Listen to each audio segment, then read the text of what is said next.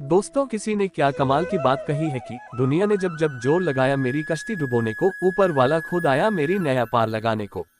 तो कहानी शुरू होती है कि एक राजा ने भगवान का एक सुंदर मंदिर बनवाया और उसमें एक पुजारी को पूजा करने के लिए रखा। काफी समय बीत गया, राजा की भी उम्र हो गई थी और पुजारी की भी उम्र हो चली थी।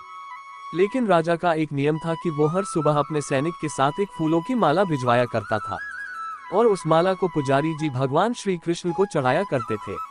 उसके बाद जब राजा भगवान के दर्शन करने आया करते थे, तब पंडित जी उस माला को भगवान के गले से निकालकर राजा के गले में डाल दिया करते थे। ये लगभग रोज की दिनचर्या बन गई थी। पुजारी जी बूढ़े हो चले थे और राजा भी बूढ़े हो चले थे।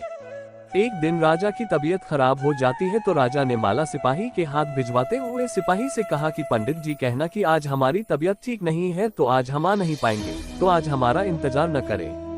उसके बाद सिपाही ने माला जाकर पुजारी जी को दे दी और सारी बात पंडित जी को बताई। पंडित जी ने भी माला को श्री कृष्ण को चढ़ा दी।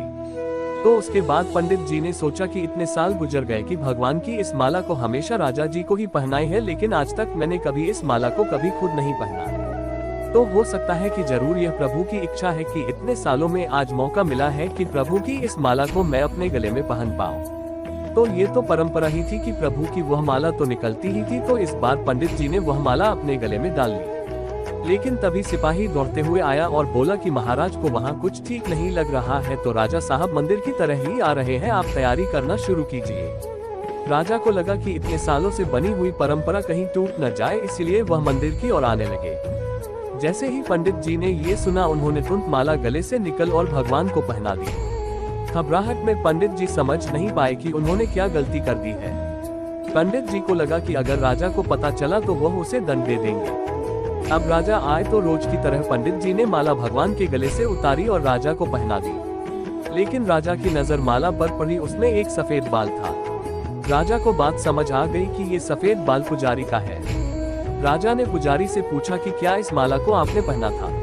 ये सफेद बाल कहाँ से आया? तो पंडित जी डर गए और डर के मारे बोल दिया कि यह सफेद बाल तो श्री कृष्ण का है, भगवान का है। राजा को गुस्सा आ गया कि एक तो पंडित छल कर रहे हैं और ऊपर से झूठ बोल रहे हैं। राजा ने थोड़ा गुस्से में आकर पूछा कि कृष्ण जी के कब से सफेद बाल हो गए? ठीक है, कोई नहीं, मैं कल श्रृंगार के समय आऊंगा, तब देखूंगा कि श्री कृष्ण के बाल सफेद हैं या नहीं। और याद रखना पंडित, अगर बाल काले निकले, सफेद नहीं निकले, तो कल के कल आपको इस छल के लिए मृत्यु दंड दिया जाएगा। और राजा गुस्से में तमतमाते हुए वह से चले गए। और इधर पंडित जी को अपनी मृत्यु नजर आने लगी थी। वो श्री कृष्ण के आगे दंडवत कर लेट गए और बोले कि प्रभु मुझे क्षमा कर दीजिए, मैं लोभ में आ गया था, मुझे लगा यह माला मुझे भी पहननी चाहिए, मुझे बचा लीजिए प्रभु, नहीं तो कल राजा के हाथों मेरी मौत निश्चित है। पंडित पूरी रात भगवान से विनती करते रहे, रोते रहे, प्रार्थना करते रहे कि प्रभु मुझे बचा लीजिए। अगली सुबह राजा श्रृंगार के समय पहुंचा और पहुंचने के बाद राजा ने पंडित से कहा कि पंडित जी मुकुट उतारिए, मुझे बिहारी जी के केश देखने हैं। पंडित जी ने डरते डरते मुकुट उतरा और जैसे ही मुकुट उतरा राजा चौंक गया। श्री कृष्ण की मूर्ति के बाल सफेद थे, लेकिन राजा को लगा कहीं ऐसा तो नहीं कि पुजारी फिर कोई छल कर रहा है, कहीं इसने अपने जान बचाने के लिए बाल रंगवा तो नहीं दिए।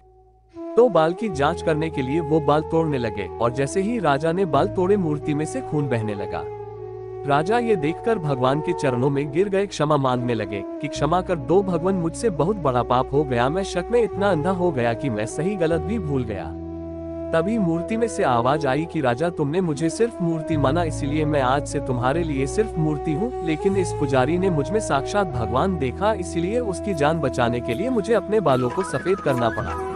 खून की धारा बहनी पड़ी ताकि तुम्हें समझा पाऊं। और उसके बाद राजा को अपनी गलती पर पछतावा हुआ, लेकिन अब कुछ नहीं हो सकता था। इसलिए तो कहते हैं कि अगर मानो तो पत्थर में भी भगवान है, नहीं तो साक्षात आपके सामने भगवान आ भी जाए, तब भी आप उनसे उनकी सत्यता मांगेंगे।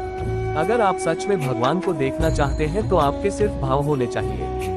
ऊपर वाले पर बिना किसी शर्त के विश्वास रखो और अपने कर्म को निरंतर करते रहो, ऊपर वाला आपको उसका फल अवश्य देगा। तो उम्मीद है आपको ये कहानी पसंद आई होगी। तो आपको क्या लगता है, जो राजा ने किया, क्या वह सही था? क्या एक राजा होने के नाते उसके पास सत्य की पहचान करने का कोई और रास्ता भी था? हमें कमेंट करके जरूर बताइएगा।